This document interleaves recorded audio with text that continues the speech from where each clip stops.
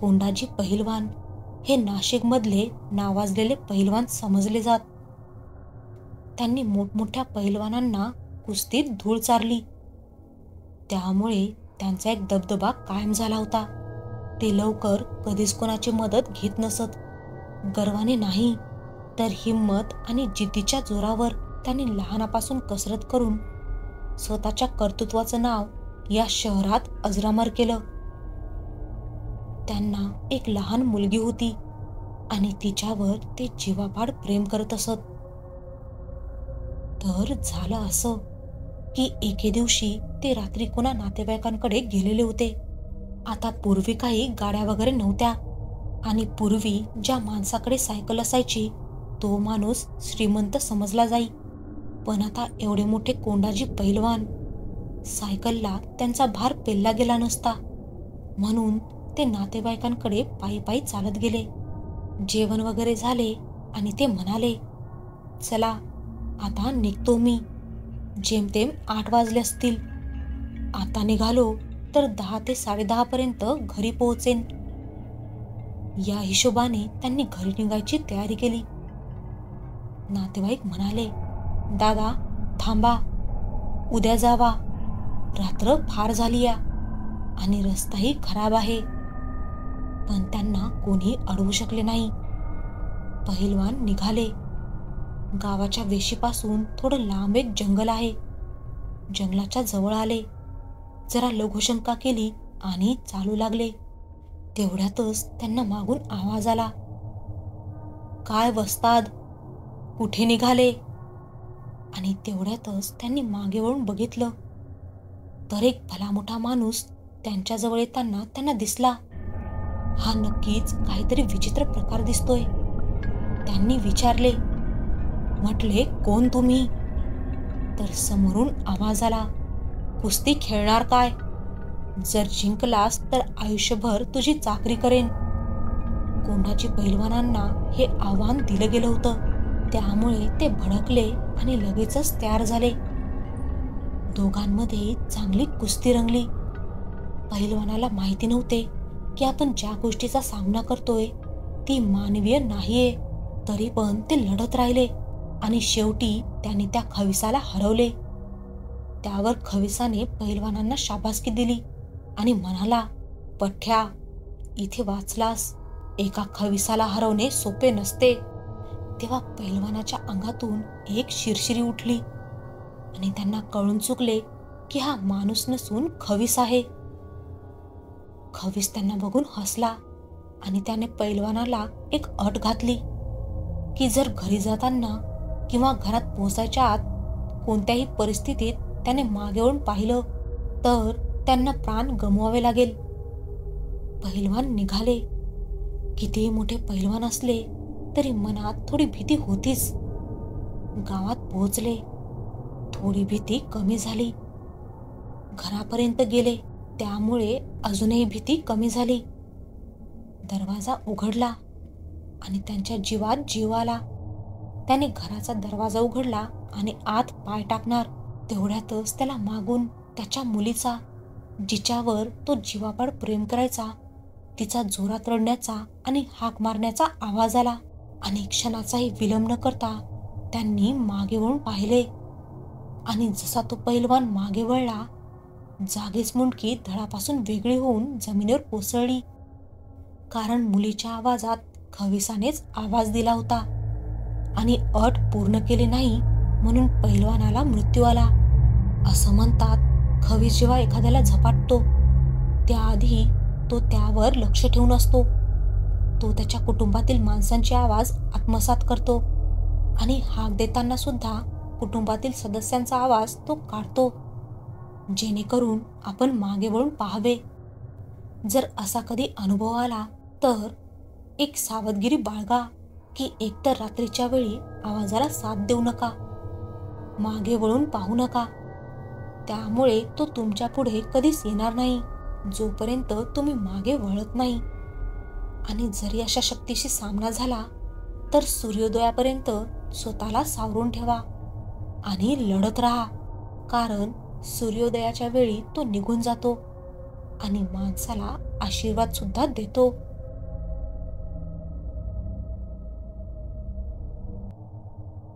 एक गाव होते. पावसाळ्यातील ते दिवस होते. त्या गावात एक वाडी होती. त्या वाडीत जेमतेम 7 घरे होती. त्या वाडीलगत एक भली मोठी नदी होती. पाऊस असल्याकारणामुळे ती तुडुंब भरून वाहत होती. त्या नदीशेजारी एक भलं मोठं झाड होतं. त्या वाडीचं ते देवस्थान होतं. पण नदीचं पाणी हे मात्र त्या देवाच्या झाडाला पार करून पुढे यायचं. त्यामुळे पावसाळ्याच्या काळात त्या देवस्थानाच्या इथे कोणी जात नसे. जे काही देवस्थानांचे विधी असायचे ते इतर ऋतूमध्येच. त्या देवस्थानाच्या काही अंतरावर एक पायवाट होती. रात्री 12 वाजल्यानंतर त्या वाटेने एक देवचार प्रयाण करायचा. त्याच्या हातात एक पेटती मशाल असायची. काही वेळानंतर तोच देवचार पेटती मशाल घेऊन परत त्या पांदणमधून नदीच्या दिशेने जायचा. गावातील बऱ्याच लोकांनी त्याला पाहिलं होतं. पण विशेष म्हणजे त्याच्या हातातील ती पेटती मशाल दिसायची.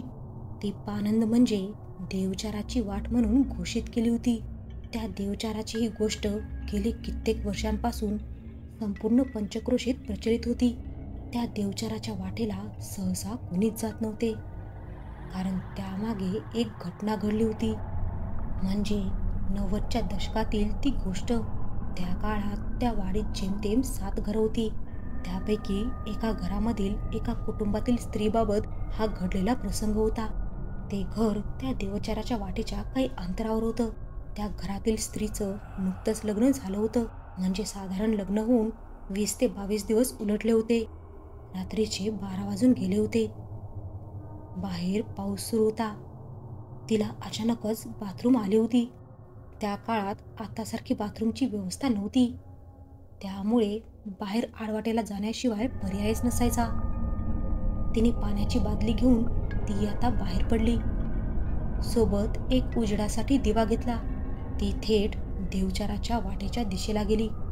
अर्थात तिला त्या देवचाराचा प्रकार माहिती होता.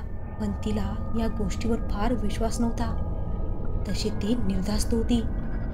जशी ती वाटेला गेली तेव्हा तिला दूरवरून एक पेटती मशाल येताना दिसली. ती तिच्या बाजूने येत होती. कदाचित देवचाराची परतीची वेळ झाली होती. थोडी तिच्या मनात धाकधूक निर्माण झाली. तरी पण ती तिथे थांबली. पण तिचं सर्व लक्ष त्या पेटत्या मशालीकडेच होतं. हळूहळू ती पेटती मशाल तिच्या जवळजवळ आली. तशी ती घाबरली व तिथून निघण्याचा प्रयत्न करू लागली. पण तिचे पाय मात्र जागेवरून हालायला तयार नाही. ती पुढे जाऊ शकत नव्हती. तिने बरेच प्रयत्न केले पण शक्य नाही झालं. तिला आता दरदरून घाम फुटला. ती जोरजोरात ओरडण्याचा प्रयत्न करत होती परंतु तिच्या कंठातून आवाजच बाहेर येत नव्हता. ती मशाल आता तिच्या एकदम जवळ आली तेव्हा तिला एका माणसासारखी आकृती दिसली व तिच्या हातात ती मशाल होती. अचानकच त्या आकृतीने तिच्या हाताला पकडलं आणि आपल्यासोबत त्या पानंदमधून चालायला लागली. म्हणता म्हणता ती आकृती आणि स्त्री नदीपर्यंत पोहोचली. नदी तुडुंब वाहत होती. ती आकृती आता त्या स्त्रीला घेऊन त्या वाहत्या तुडुंब भरलेल्या नदीतून पल्याड घेऊन गेली. तिचं तर अवसानच गळून पडलं. इकडे तिच्या नवऱ्याला जाग येते. त्याच्या लक्षात येतं की आपली बायको आता इथे नाहीये. थोडा वेळ तो बाहेरच बसून राहतो. कदाचित बाथरूमला गेली असेल, येईल. परंतु ती काही येत नाही. तो घरातल्या सर्व व्यक्तींना उठवतो व ती कुठे गेलीये माहिती नाही असं सर्वांना सांगतो. ते आता सर्व शोध घेतात पण तिचा पत्ता लागत नाही. तिचा नवरा तर आता प्रचंड घाबरतो. नाना विचार त्याच्या मनात घोळ लागतात. म्हणता म्हणता 4 वाजून गेलेले असतात. सर्व वाडीतील लोक आता जमा होतात. त्यांच्या घरातील लोकांना धीर देतात. नक्की ती कुठे गेली असेल याचा अंदाज कुणालाही नसतो. ती बाथरूमला गेली हे सुद्धा कुणालाही माहिती नाही. साऱ्यांचे नाना तऱ्हेने तर्कवितर्क सुरू होते. काहींच्या मते नवी नवरी गेली तर नसेल पळून, तर काहींच्या मते देवचाराच्या जागेवर गेली असेल, तो तर घेऊन गेला नसेल ना. असं म्हणता म्हणता सकाळ होते. ते देवचाराच्या वाटेच्या दिशेला जातात. त्या ठिकाणी एक दिवा सापडतो.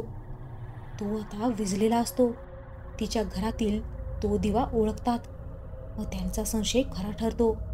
ही रात्री या वाटेला आली असणार आणि त्या देवचाराच्या तावडीत सापडली असणार. ते आता तिचा शोध घेण्यासाठी त्या पानंदमधून नदीच्या दिशेने जातात, पण ती कुठे दिसत नाही. ती आता नदीपर्यंत पोहोचतात तर ती देवाच्या झाडाखाली दिसते. ती पूर्णपणे अस्ताव्यस्त अवस्थेत असते. ते सर्व तिच्या जवळ जातात, तिला उठवतात, पण ती बेशुद्ध पडलेली असते. तिला तशीच उचलून ते घरी घेऊन येतात. तिच्या चेहऱ्यावर पाणी शिंपडतात. तिचं अंग पूर्णपणे थंड पडलेलं असतं आणि हृदयाचे ठोके सुरू असतात. तिच्या हातापायाचे तळवे घासून तिला ऊर्जा देतात, पण काहीच उपयोग होत नाही. तिथे जवळपास डॉक्टरी सुविधा नसल्यामुळे तिकडेही नेऊ शकत नव्हते. डॉक्टर तिथून जवळपास 15 किलोमीटर दूर. वाहन व्यवस्था काहीच नाही. सकाळ आणि संध्याकाळ अशा 2 एसटी यायच्या. काय करावं सुचत नव्हतं. वाडीत एकाजवळ बैलगाडी होती. त्याने ती आता बाहेर काढली. तिला बैल जुंपले व त्या स्त्रीला डॉक्टरकडे न्यायची तयारी सुरू झाली. तो बैलगाडी घेऊन त्या घरापर्यंत आला. तिला आता त्या गाडीत टाकलं आणि त्यांचा प्रवास सुरू झाला. तिच्यासोबत तिचा नवरा व त्याचे आई वडील गाडीतच होते. बऱ्याच वेळानंतर ते तालुक्याच्या ठिकाणी पोहोचले.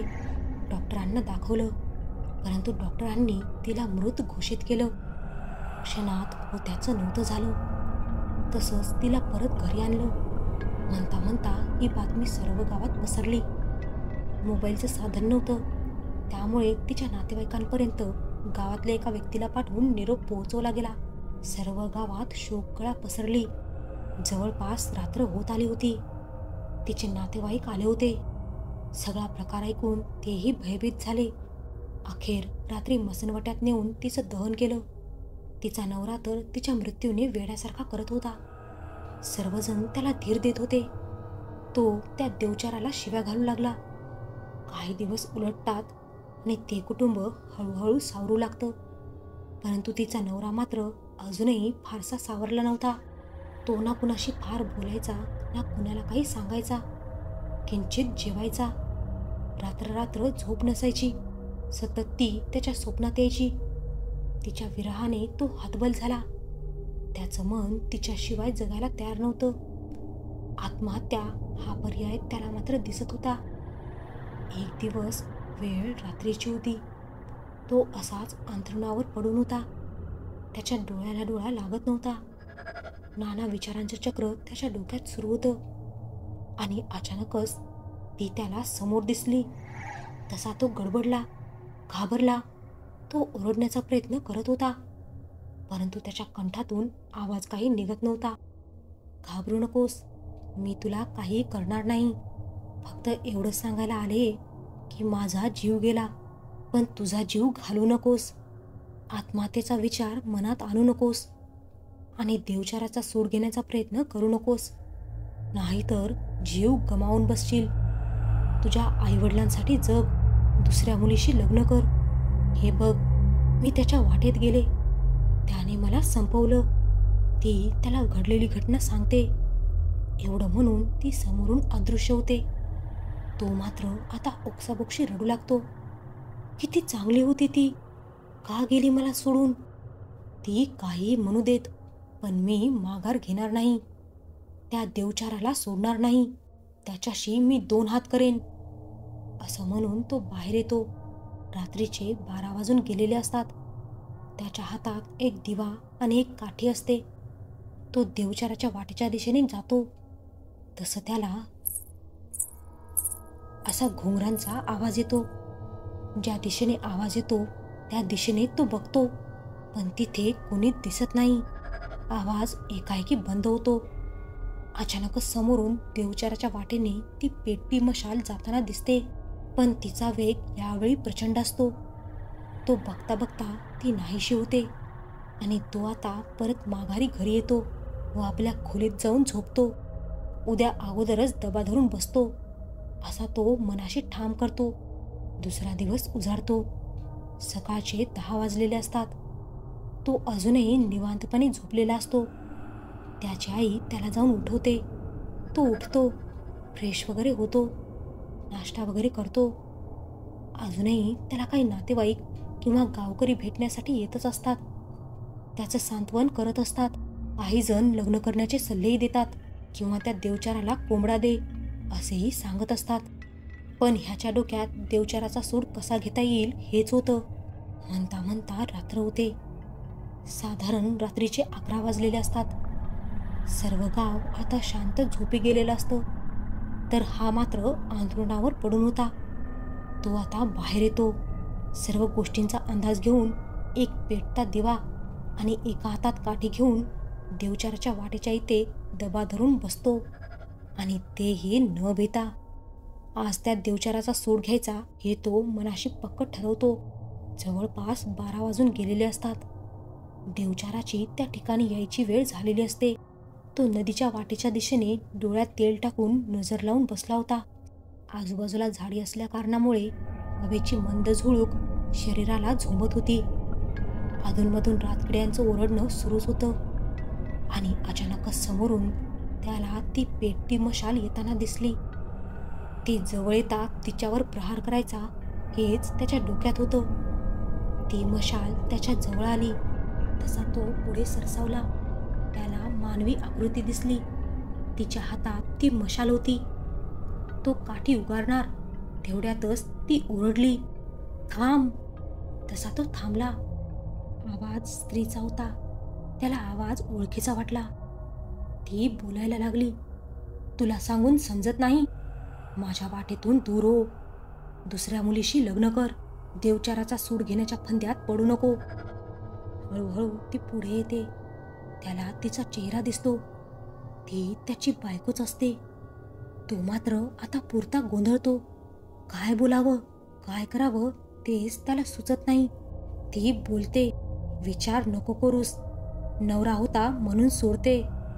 पुन्हा या वाटेला आलास तर तेही बघणार नाही. तो काही बोलणार तशी ती मशाल घेऊन तडक निघून जाते. तो आता त्या मशालीकडे एकटक बघत राहतो. काही वेळाने तो घरी परततो. त्याची तर आता पूर्णच भंबेरी उडते. तो देवचार म्हणजे बायको कशी असू शकते? कारण हा देवचार इथे वर्षांपासून ये जा करतोय. म्हणजे ह्यापूर्वीचा देवचार होता ती माझी बायको होती का? जर तसं असेल तर माझं लग्न देवचारीशी का झालं होतं? असे असंख्य प्रश्न त्याच्या डोक्यात गोंधळ करतात. सर्वात महत्त्वाचं म्हणजे त्याचं लग्न हे सर्व नातेवाईकांच्या समक्ष झालं होतं. म्हणजे सर्व बोलणी, साखरपुडा, सर्व काही. जर ती अगोदरपासूनच भूत होती तर मग तसा संशय अगोदरच आला असता. त्याची तर पुरती झोप उडाली. कुणाला सांगावं याबाबत तर कुणी विश्वास ठेवणार नव्हता. मुळात तू तिथे गेलासच का या प्रश्नाने सारे भंडावून सोडतील. त्यापेक्षा काय होईल ते होईल. उद्या परत तिला जाऊन विचारूया की काय आहे हा प्रकार. असा मनाशी निर्धार करून तो झोपी जातो. दुसरा दिवस उजाडतो. त्याच्या डोक्यात यात सर्व गोष्टींची रेलचेल सुरू असते. कधी एकदा रात्र होते आणि जाऊन सर्व उलगडा करतो. ह्याची उत्सुकता त्याला लागलेली असते. तो आता अंगणात या सर्व गोष्टींचा विचार करत बसलेला असतो. तेवढ्यातच एक नंदीबैल घेऊन एक बुवा त्या